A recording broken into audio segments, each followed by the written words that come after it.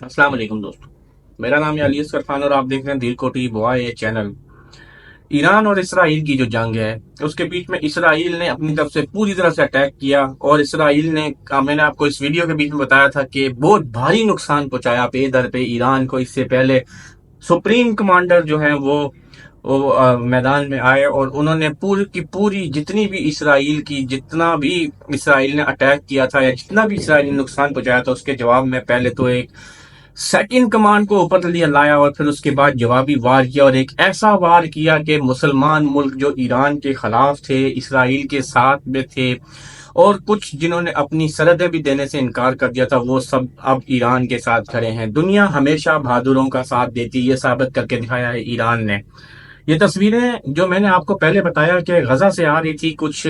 آج سے ایک مہینہ پہلے جو میرے پیچھے تصویریں چل رہی ہیں، آج یہ تصویریں جو ہیں یہ اسرائیل کی ہیں، اور یہ اسرائیل کے آفیشیل اکاؤنٹس، ٹویٹر اکاؤنٹ سے آفیشیل ان کے نیوز میڈیا سے یہ چیزیں سامنے آ رہی ہیں کہ یہ نقصان جتنا بھی پیچھے میرے شو ہو رہی ہیں تصویریں، یہ سارا ایران نے کیا ہے، ایران کے بیلسٹک میزائل نے کیا ہے۔ آپ کو پتا ہے ایک مہینہ پہلے جب غزہ سے تصویریں آتی تھی تو مسلم ممالک بالکل بھی نہیں بولتے تھے، لیکن جو بولتے تھے تو اس کے اوپر امریکہ کا ایک بیان آیا تھا جس میں امریکہ نے کہا تھا کہ فلسطینیوں کو یا غزہ کے لوگوں کو چاہیے کہ وہ اپنے لیے کوئی علیحدہ مقام کا انتظام کر لیں اور یہاں سے ہجرت کر لیں، کیونکہ نیتن یاہو جو ہے اسرائیل کا صدر، اس نے وزیر اعظم، اس نے یہ کہہ دیا تھا کہ ہم غزہ کو بالکل خالی کر دیں گے۔ اب پوزیشن یہ ہے کہ ایران نے اسرائیل کے جو شہری ہیں ان کو وارن کیا ہے کہ آپ لوگ اپنے اپنے ایریا سے نکل جاؤ۔ یہ پوزیشن اب آ گئی ہے، اور جیسے ہی اسرائیل کے اوپر ایران اٹیک کرتا ہے، اسرائیل کا جو شہر ہے تل ابیب، اس کو جلتے ہوئے جب دنیا دیکھتی ہے،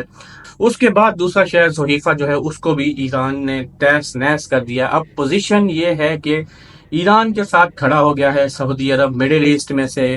ادھر سے ترکی نے ایران کا ساتھ دینے کا اعلان کر دیا، ادھر سے پاکستان نے اعلان کر دیا، اور چائنا بھی آفیشیلی نہیں لیکن ان آفیشیلی جو ہے وہ ایران کے ساتھ کھڑا ہے۔ جبکہ اب اگر اسرائیل کی بات کریں تو اسرائیل کے ساتھ دو ایٹمی طاقتیں فرانس اور گریٹ یو ایس اے جو ہے وہ ابھی تک آفیشیلی انہوں نے اناؤنس کیا ہے کہ وہ اسرائیل کے ساتھ ہے۔ حالانکہ گریٹ برٹن بھی اسرائیل کے ساتھ ہی ہے، لیکن جو آفیشیلی ابھی تک اناؤنس ہوا ہے وہ اس کے بیچ میں امریکہ اور اس کے بیچ میں فرانس ہے۔ اور امریکہ نے یہاں تک کہہ دیا کہ اگر اسرائیل نے اٹیک کیا تو یہ امریکہ کے اوپر ایران نے اگر حملہ کیا اسرائیل کے اوپر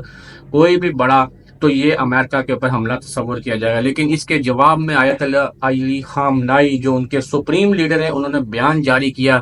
یہ آپ کو ہیڈ لائن شو ہو رہی ہوگی کہ امریکہ ہوتا کون ہے یہ بیان دینے والا، وہ ہوتا کون ہے ہمارے فیصلہ کرنے والا، ہم ایک آزاد خود مختار ملک ہیں۔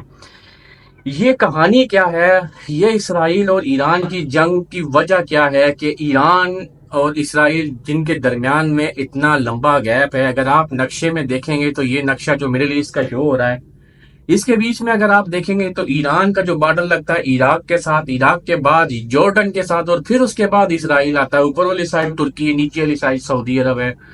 درمیان میں نیچے قطر کا ایریا آتا ہے۔ یہ سارا کا سارا اگر ایران ایک میزائل مارتا ہے تو یہ میزائل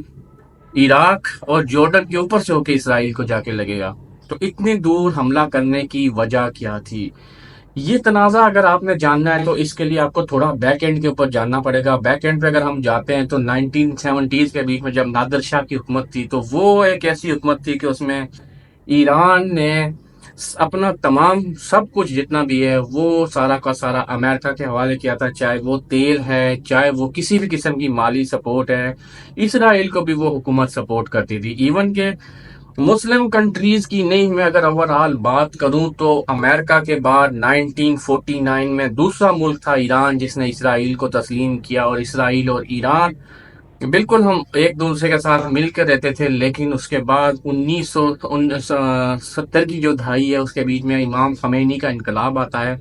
اور وہ تمام کے تمام جو قواعد و ضوابط پہلے تھے وہ سب چینج ہو جاتے ہیں۔ ایران میں بادشاہت کا تختہ الٹ دیا جاتا ہے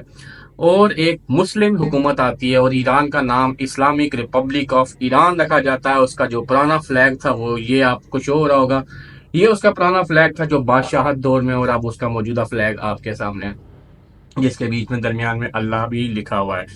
بیسک مقصد اسرائیل کا اور امریکہ کا یہی ہے کہ وہ جو پرانی حکومت تھی نادر شاہ والی، وہ والی حکومت کو واپس لایا جائے، ایران میں بادشاہ یا کنگڈم یا بادشاہ ازم جو ہے وہ دوبارہ سے لایا جائے، اور ایران کو رجیم چینج کے ذریعے جس طرح باقی ملکوں کے بیچ میں وہ کراتے ہیں اس طرح رجیم چینج آپریشن کیا جائے، تاکہ ایران اس خطے کے بیچ میں اسرائیل کا حمایتی بن کر رہے۔ اگر ایسا ہو جاتا ہے تو اس کے بعد پھر کیا ہوگا کہ اسرائیل وہاں سے مضبوط ہو جائے گا، ایران کی مدد لے کے وہ پاکستان کے اوپر بھی حملہ کر سکتا ہے۔ پاکستان کی جانب سے یہ واضح بیان آ چکا ہے کہ اگر ایران کی سلامتی کو کوئی بھی خطرہ ہوتا ہے تو ہم ایران کے ساتھ کھڑے ہیں۔ سعودی عرب بھی ایران کے ساتھ آ چکا ہے۔ اب یہ جنگ جتنی لمبی ہوئے گی، اگر یہ خدا نہ خواستہ کسی اور ملک میں چلی گئی تو یہ جنگ جو ہے 2 3 4 ملکوں میں پھیلتی چلی جائے گی۔ بیسیکلی ایران اور اسرائیل کی جو جنگ ہے اس میں اسرائیل چاہتا یہ ہے کہ اسرائیل مسلمانوں کو آپس میں لڑا لڑا کے کمزور کرنا چاہتا ہے، چاہے وہ شیعہ سنی فساد ہے، چاہے وہ کوئی بھی ہے۔ آپ نے دیکھا ہوگا ایران عراق کی جنگ ہوئی، اس کے بعد شام کے ساتھ جنگ لگ گئی، اس کے بعد یمن کے ساتھ جنگ لگ گئی، اس کے بعد ترکی کی وہ آپس میں کلیش ہو گیا۔ یہ پورے خطے کے بیچ میں بدامنی پھیلانے کا مقصد یہ ہے کہ اسرائیل اپنے آپ کو مضبوط اور مسلم کنٹری کو کمزور سے کمزور تر کرتا جا رہا ہے، اور گریٹر اسرائیل بنانے کی یہ ایک یہودیوں کی چال ہے جو انشاءاللہ کبھی بھی نہیں پوری ہوگی، اور انشاءاللہ یہ جو اسرائیل ملک ہے یہ نقشے سے نیست و نابود ہوگا،